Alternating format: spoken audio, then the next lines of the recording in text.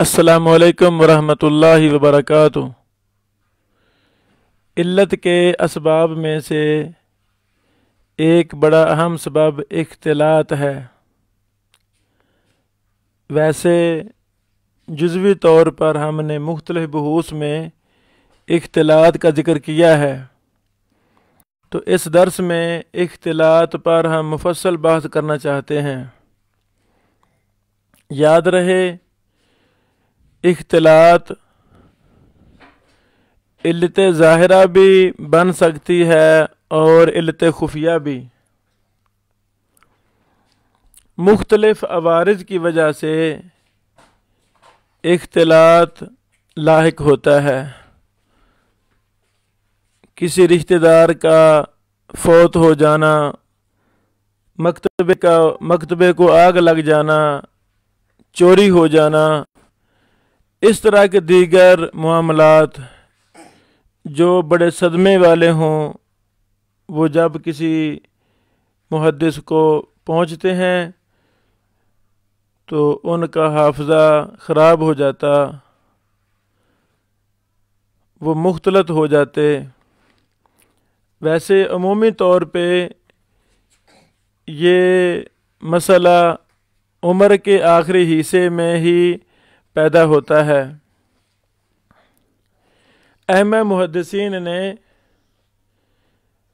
रावी की इस सिफत को बयान करने के लिए मुख्तलिफ अल्फाज बयान किए हैं, मुख्तलिफ इबारतों से इस मसला को वाज़ेह किया है।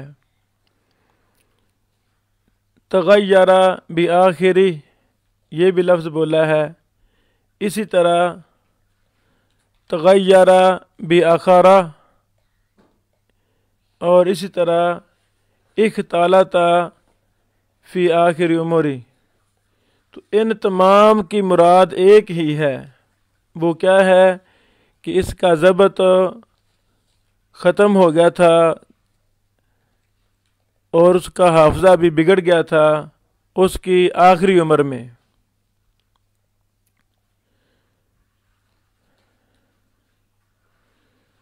यहाँ ये फ़ायदा भी हम बताना चाहते हैं कि वहम और इख्तिलात में फ़र्क है।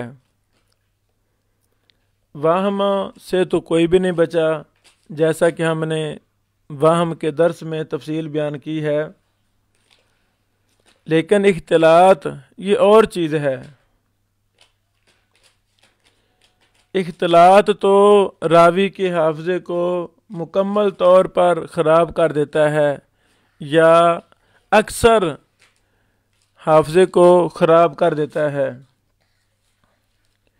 अइम्मा मुहद्दिसीन ने मुख्तलितीन की 4 किस्में बयान की हैं। इख्तिलात का शिकार होने वालों की 4 किस्में, ये अल्लामा अलाई रहमहुल्लाह ने मुख्तलितीन की 3 किस्में बनाई हैं और मुख्तलितीन से बयान करने वालों के एतबार से उनकी मुहद्दिसीन ने 4 किस्में बनाई हैं। तो पहले हम मुख्तलितीन की अक़साम बयान करना चाहते हैं। ये अल-मुख्तलितीन सफ़ा नंबर 3 है। अल्लामा अलाई रहमहुल्लाह ने इन 3 किस्मों को बयान किया है। उनका खुलासा ये है। पहली किस्म, ऐसा रावी जिसका इख्तिलात से ज़ुफ़ का सबब नहीं बनता, यानी मुख्तलत हुआ है लेकिन उसका इख्तिलात होना वो इल्लत का सबब नहीं बना। क्या मतलब? इसकी 2 मुरादें हैं। पहली मुराद ये है कि वो बिल्कुल थोड़ी मुद्दत के लिए मुख्तलत हुआ, चंद दिनों के लिए, चंद घंटों के लिए। और दूसरी सूरत कि उसने इख्तिलात की हालत में कोई रिवायत बयान की ही नहीं।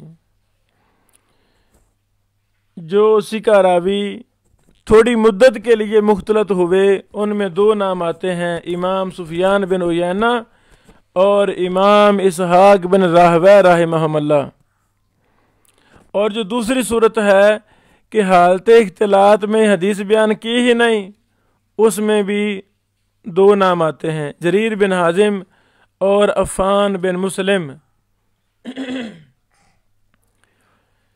مختلطین کی دوسری قسم وہ راوی جو اختلاط سے پہلے بھی متکلم فی تھے،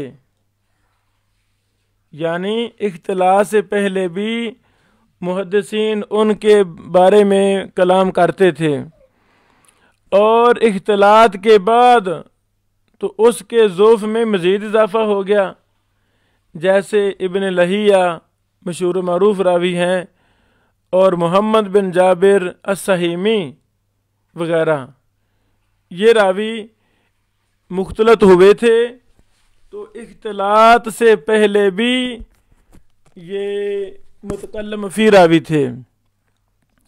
مختلطین کی تیسری قسم وہ راوی جو ثقہ تھا، متقن تھا، اس کی روایت قابل حجت تھی، لیکن آخری عمر میں اسے اختلاط لاحق ہو گیا کسی عارضے کی وجہ سے،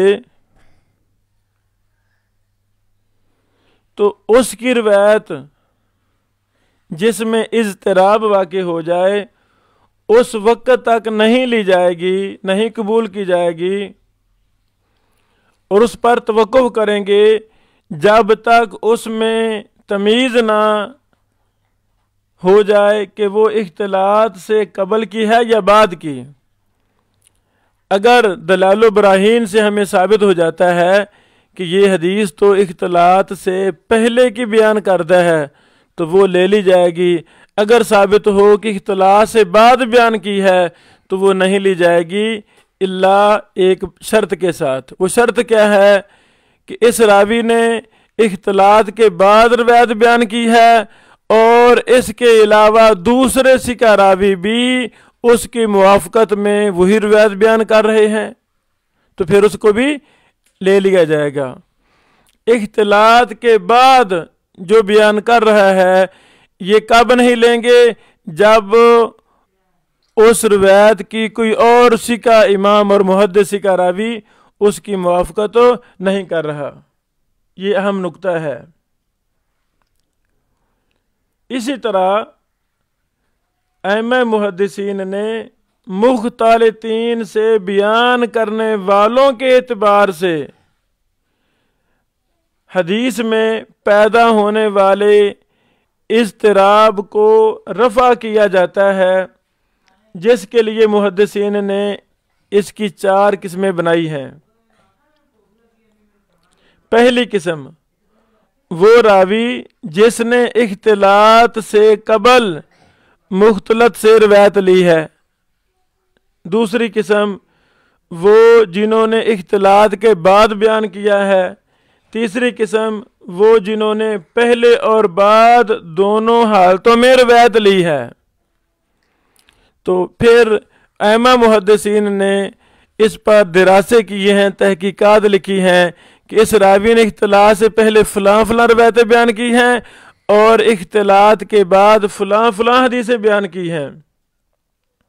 چوتھی قسم وہ راوی جس نے دونوں حالتوں میں روایت کیا ہو، تاہم امتیاز قائم ہو جائے، پتہ چل جائے کہ یہ پہلے کی ہے اور وہ بعد کی روایت ہے۔ اللہ اکبر! یعنی یہ 4 قسمیں مختلطین سے بیان کرنے والوں کے اعتبار سے ہیں۔ اسی طرح اختلاط کے حوالہ سے